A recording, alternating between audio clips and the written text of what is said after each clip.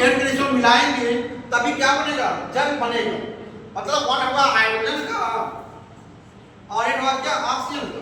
जब 1:8 के रेशियो में अगर हम मिलाएंगे क्या, हाइड्रोजन से मिलाने तो क्या बनेगा, जल बनेगा। मतलब कहने का यही है कि जो लिक्विड होते हैं, लिक्विड का जो वॉल्यूम होता है वो क्या होता है, फिक्स होता है, लेकिन शेप फिक्स नहीं होता है।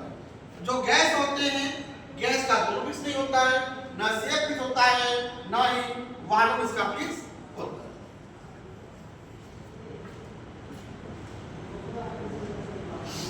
अब उसी के बारे में पढ़े कुछ थ्योरी है, उसके नाम है काइनेटिक थ्योरी या गैसेस। गैसेस के पार्टिकल होते हैं, आप अगर किस कंटेनर में रख दें, कंटेनर क्या होता है, एक कोलाइजन करते हैं। कोलाइजन मतलब आपस में टकराते हैं, आपस में टकराना कहलाता है कोलाइजन। तो उसी के संबंधित एक पार्टिकल्स कुछ है काइनेटिक थ्योरी के ऊपर ना है। फिर हम लोग वान डेर वाल इक्वेशन को डिराइव करेंगे, कैसे वान डेर वाल इक्वेशन आता है वो हम डिराइव करेंगे। फिर क्या रिलेशन है केटो कांस्टेंट और वान डेर वाल कांस्टेंट, क्या रिलेशन है, ये रिलेशन देखना हमको है।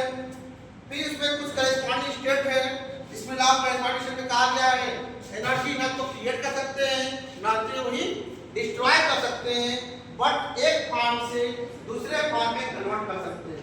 जो आप law of conservation of energy पढ़े होंगे, एनर्जी को या ऊर्जा को ना तो हम लोग बना सकते हैं ना तो ही नष्ट कर सकते हैं, बस ऊर्जा को एक रूप से दूसरे रूप में कन्वर्ट कर सकते हैं।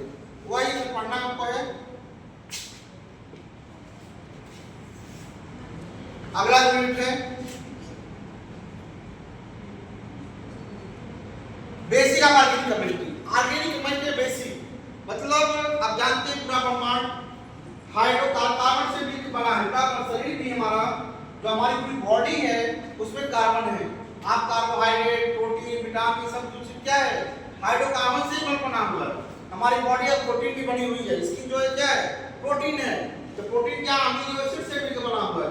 अमीनो एसिड में क्या होते हैं, कार्बन पाए जाते हैं, अमीनो एसिड में कार्बन पाए जाते हैं। आप मीठा चीजें खाते होंगे, मीठा चीज क्या है, कार्बोहाइड्रेट पाया जाता है। कार्बोहाइड्रेट क्या है, कार्बन ही है, वो ग्लूकोज या मोनोसैकेराइड से मिलकर बना होता है। तो मोनोसैकेराइड क्या होते हैं, मान लेते हैं मोनोसैकेराइड को मान लेते हैं C6H12O6, एक मान लेते हैं ग्लूकोज ही मोनोसैकेराइड से, तो इसमें 6 कार्बन पाए जाते हैं। तो ऑर्गेनिक केमिस्ट्री का बेसिक पढ़ा जाएगा कि जो भी ये भी हाइड्रोकार्बन है, हाइड्रोकार्बन मतलब हाइड्रोकार्बन क्या, हाइड्रोजन और कार्बन से मिलके बने होते हैं। वो भी हम पढ़ेंगे, हाइब्रिडाइजेशन पढ़ेंगे। आपको बताया जाता कि केमिस्ट्री में 3 हाइब्रिडाइजेशन होते हैं ऑर्गेनिक केमिस्ट्री में, sp, sp2, sp3। आप देखेंगे या एल्काइन पाया जाएगा जब कार्बन ट्रिपल बॉन्ड कार्बन होगा, या एल्कीन पाया जाएगा जब कार्बन डबल बॉन्ड कार्बन हो, या एल्केन पाया जाएगा जब कार्बन सिंगल बॉन्ड कार्बन। आपको मैं एग्जांपल बता दिया हूं मैं। अगर sp3 है तो क्या, मेथ एथेन हो गया। अगर एल्कीन है तो क्या, एथाइन हो गया, एथीन हो गया। अगर एल्काइन है तो एथाइन हो गया, एल्केन, एल्कीन, एल्काइन। ये हाइड्रोजन पढ़ना आपको है।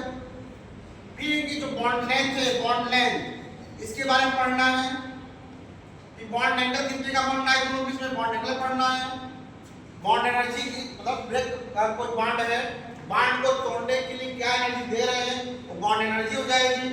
फिर बेसिक एक बार बॉन्डिंग क्या हो जाएगी, hyper conjugation, electronic displacement, inductive effect, electromagnetic resonance, mesomeric effective, ये सब पढ़ना है, बेसिक है सभी। अगला मैकेनिज्म ऑफ ऑर्गेनिक रिएक्शन, मतलब ऑर्गेनिक का मैकेनिज्म कैसे होता है, मैकेनिज्म क्या क्रिया